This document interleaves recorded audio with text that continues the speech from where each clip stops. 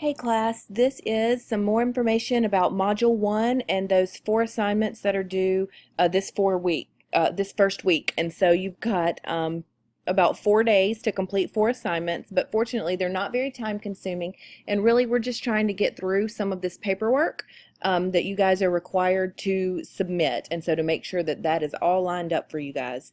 So in Module 1, we're going to start looking at the degree planning sheet, and this is just to show you every class that you guys will have to take to get your degree. And this is something that you will fill out and then share it. You turn it in to me, of course, to the Dropbox, but then you also share it with your advisor. And you've probably through the orientation already been instructed to get started on this or to complete this, and so you'll want to share this with your advisor so that you can keep up with what you're taking every semester and how you're doing, and they can glance at it every semester when it's time to clear your pen for registration to make sure that you're on track and where you're supposed to be. And so this degree planning sheet, let me open it up. And so this is what it looks like. This is an IDT degree planning sheet. So you'll put your name, your advisor's name, your UID, and then the date that you started, so that your admission date. So that would be summer of 2016. And then you'll go through and say, these are all the classes that you guys have to take to get your, earn your degree. And so you'll use your course rotation. And this is found on our IDT website, your course rotation effective summer of 2016. Make sure that you're looking at the correct one, effective summer of 2016, so you can fill in the dates. So these two classes are summer of 16, fall of 16, spring of 17. And so you can follow this to put in on your planning sheet when you anticipate that you're going to take these courses. And this, for your cohort, that's not going to change, so you can go ahead and fill in all of this. And then as you take the classes, so at the end of each semester, you'll go back and you'll enter in your grade, and then you and your advisor are keeping up with your progression through the program and making sure that your grades are where they need to be for graduation, and also that you haven't missed anything. This will help you to plan. Now, some of you, for different reasons, like you have a master's degree in instructional design, or you had already taken certain research classes for other things, you and your advisor have worked out some substitutions. That's okay. Make the substitutions on this sheet. You can strike through what's currently on there and put what you've agreed to take, and then just make sure that you get a course substitution form for each of those that that you need to substitute. That's no problem. Just make sure that you've noted it on this sheet, and also that you do a course substitution form for any of those. Okay, so let's go back to, that's the first assignment, is just filling in those dates. The second is the program of study. So this is a little bit more important, or I shouldn't say it's more important, but it's a requirement for our college. And so this is something that all doctoral students in our college have to have on file.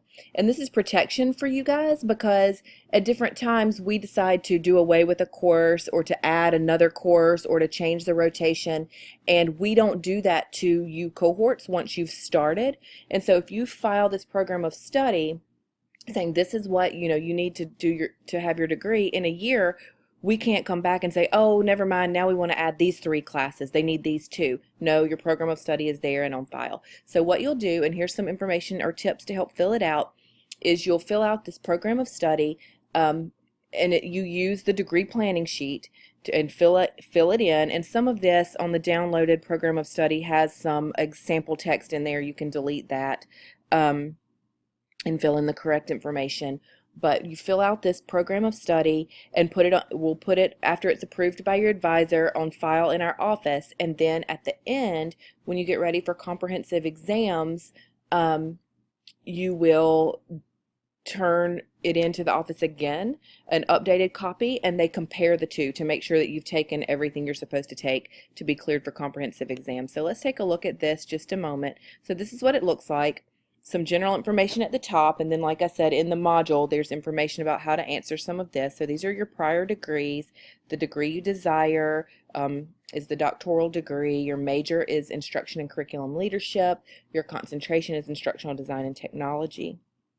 And then residency, you guys are going to want to pick Plan B, because this is the plan where you're going for a minimum of 6 hours, which is 2 classes per semester for 3 consecutive semesters. And if you're following our course rotation and you're in a cohort, so you will be, you're automatically going to get this. And then you can list any 3 semesters you want, consecutive semesters here. So summer 16, fall 16, spring 17, for example, or just the 3 in 1 year next year, you know, spring, summer, fall 2017. So that's 3 semesters where you're taking 6 hours each. So you'll want to do that. As far as your program target dates, you'll look at the course rotation to fill that out. And so looks like your rotation is going to, this is year 3, so this is 2016, starting 2017. 2018. So you'll finish up your coursework in the summer of 2018, and you'll take and defend comprehensive exams in the summer of 2018, and then in the fall is when you will start your dissertation, but you will finish your dissertation in the spring of 2019 and graduate in May. So that's an exciting date. One thing is, and I will confirm with Dr. Mims, because it looks like he has that you take and defend exams in the summer, and you will probably actually do that in the fall. I'm going to go ahead and move that, because this is when that actually happens. You take and defend exams there, because you have to be in your final course, which is ICL 8995, to take and defend those comprehensive exams. So let's go ahead and move that there. And I'll let him know that I did that because the other faculty members typically take vacations in the summer, and they have to be here to administer these. And so to be safe, let's just go ahead and move that to the fall for you guys. Okay, so the other part of this is the committee members. At this time, I'm not asking you to get the signatures. I'm just asking you to fill everything else out. So you have an advisor, and then you have to have 2 other people. So you can choose your advisor, and then Dr. Mims, Martindale, and Allen are the IDT faculty right now. That your advisor has to be an IDT faculty member, but the other members are your can be from ICL or other areas. And so this is choices for you. Discuss it with your advisor. What you're doing right now, and I want to make this clear, is you're not selecting your dissertation committee. You're not going to do that until time for comprehensive exams. This is your advisory committee. And so your advisory committee is made up of 3 faculty members, and these are just people who make sure you're getting through coursework without any problems, doing things like I just did, making sure the exams are scheduled at the correct time. And so that's the purpose of this. This committee will change before you start dissertation. This is confusing because the form that you fill out for committees and things like that is typically the same, but just don't get this confused, because a lot of people get to know faculty members or find similar research interests with certain faculty members, and your advisory committee is rarely the same committee as your dissertation committee. So don't get ahead of yourself, and we'll talk a little bit more about that when we talk about the committee form. But right now I just wanted to make sure that you guys know how to fill out that program of study, and you'll turn that in to the Dropbox, but also your advisor will get a copy after y'all have chosen who those members are. You'll get it signed and turn it into the office. But for my part, I'm just making sure you guys have it all filled out and ready to go to your advisor. Okay, then the committee form, this is important. I know it's called the Dissertation Faculty Committee form, but they use the same form for your advisory committee and your dissertation committee. So what you're selecting right now is your advisory committee, not your dissertation committee.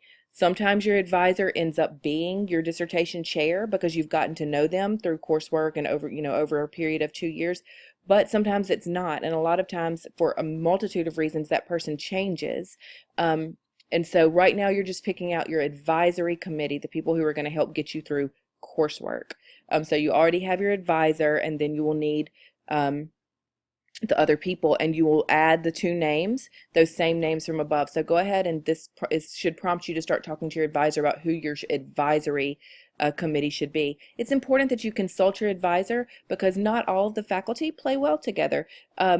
Some people work really, really, really well together, and so they'll help you form a committee that's going to work well together for you and to get you through everything. And when I say don't play well together, it's not necessarily personalities, it's just more people have certain strengths and weaknesses. And so you don't want everybody on your committee to have the same strengths and the same weaknesses. And so make sure that your advisor can help you pick people who are strong in different areas to get you through this.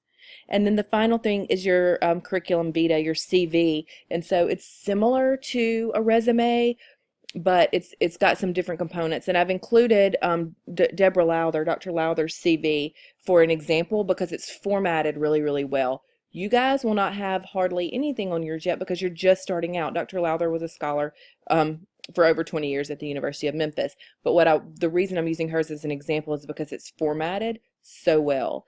And so turn in your CV, and there's some information, the differences between a CV and these are the things that go on that. It's a little bit different than a resume.